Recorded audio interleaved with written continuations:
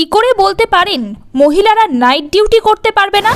রাজ্য সরকারের পলিসি শুনে অবাক প্রধান বিচারপতি, দিলেন নির্দেশ।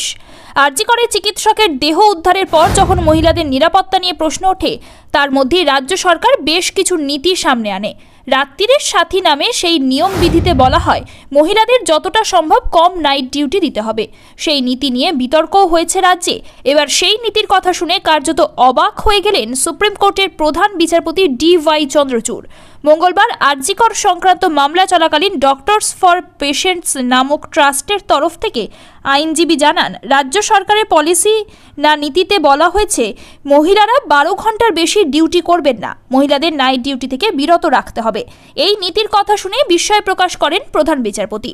তিনি বলেন, আপনারা কিভাবে বলতে পারেন যে মহিলারা নাইট ডিউটি করবেন না? মহিলারা কোনো বাড়তি সুবিধা চান না, তারা নিরাপত্তা চান। কপিল সিব্বলকে বলবো বিষয়টি দেখতে। প্রধান বিচারপতি বলেন, পুরুষ যদি 12 ঘন্টার বেশি কাজ করতে পারে তাহলে মহিলারাও পারবেন। এটা নিষেধ করতে পারে না রাজ্য। আমাদের দেশে রাতে কাজ না করার কথা কোনো মহিলাকে বলতে পারি না। ডাক্তার থেকে সেনাবাহিনী সবাই রাতে কাজ করে। এই বক্তব্যের পর কপিল সিব্বল বলেন, কোনো ব্যাপার নয়, আমরা একটা বিজ্ঞপ্তি দিয়ে জানিয়ে দেব।